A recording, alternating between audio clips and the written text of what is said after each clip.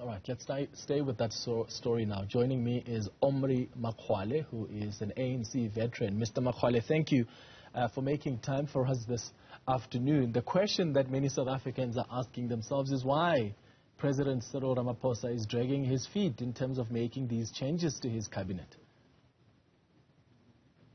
Yes, I think it's understood why maybe the public is concerned about that. But I believe on his side, the president is trying to choose the best people for the job for the remaining part of time before the general elections. We have general elections in about 12 months, in about a year, 2024. So the president has to choose the right people to actually overhaul some of the things that have been done, especially the electricity issue. He must address the electricity. Whoever is going to be chosen as the Minister of Electricity, you know, he will be in the hot seat, should be in the hot seat, whoever that person is, because as you see, ESCOM is in crisis, and it has to be addressed. And everybody, the public, is concerned about that. So I think the president is trying to get the best people. I hope so. Trying to get the best people for that. I mean, how and long? Also to address the issue of the infrastructure. How long does it take, Mr. Makgoale, to get the right people? He has been applying his mind for a while now. I think it's been about 22 days since he announced that there'll be an electricity minister. Right? I think it's a quarter of a year now since he was elected at Newzroom. And you've got to wonder, if he comes out and he announces changes to his cabinet, and it's not a complete overhaul, right, he's just making 2 or 3 changes, would it be fair for us then to say all of that time was wasted on nothing? Because as you say, you are hoping that he's taking so much time because he's trying to get the right people for the right positions. Yes, I think he has got a tough job. I mean, as to his problems, I wouldn't know exactly his problems. But what we expect from him is to get the right people. First, is that the electricity issue is a big problem, and the policing issue, the investigations, and the crime issue is a big problem, and the infrastructure, the rail infrastructure, the potholes, all those problems are there. So, and he has to, because of the alliance, I guess, he has to consider the interest of the South African Communist Party and the interest of COSATU in doing that reshuffle. That's what I expect.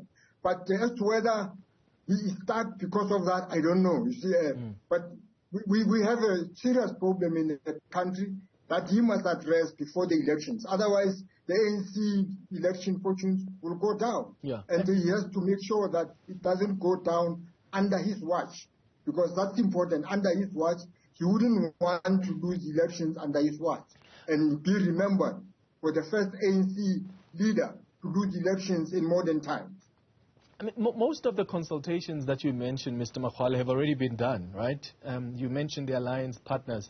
He's already consulted the alliance. In fact, my understanding is that yesterday he was meant to meet with the officials, and that was the final, it was meant to be the final consultation, but that meeting was called off. Some reports that it was called off because he's got flu. But what do you make of his approach to decision making? I mean, is this his lack of resolve, or is he showing inclusivity in decision making? How do you assess his approach? I think there are 2 problems here. The problem, 2 problems I've identified is that the ANC as it is doesn't have reliable quality leaders at that level to immediately be, placed into these ministries. And now, and that makes it difficult for him. He has to take more time than he would normally have taken. And the other thing, of course, is not a quick decision maker, the president.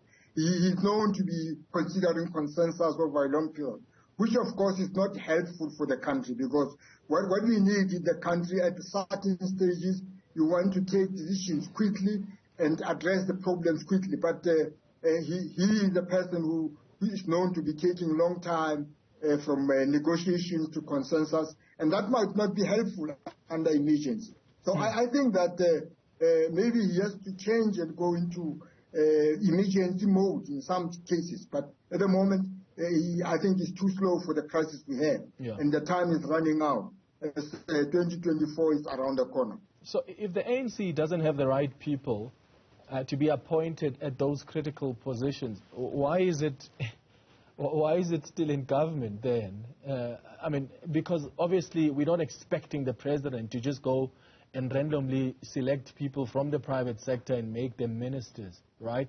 There are political considerations to make. At the very least, what he can do is try and put in people from the private sector in the presidency, like we've seen him do, to help fasten that process of implementing his reform agenda. But if the point you're making is that you don't really have enough capable people within the organization, someone may ask, why is this organization still in charge then, if it doesn't have the right people?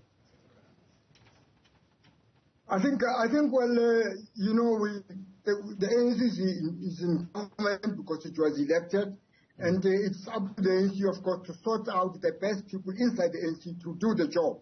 And in this particular case, the issue of electricity or the issue of Transnet, PRASA, those are technical portfolios that you would normally prefer to have somebody with a technical background to tackle them. Otherwise, if you just get somebody with no technical background, they will remain as they are. And the other thing, of course, is the crime. It's the crime issue and the issue that there's a lot of corruption.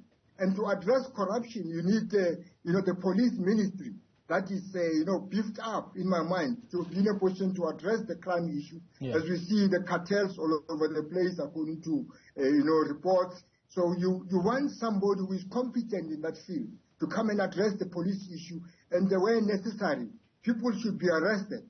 But if you don't have a competent ministry in that police, the Hawks, the investigation, the crime intelligence, all those, then you can't sort out these problems. And maybe trying to get the best people there. That's what I hope.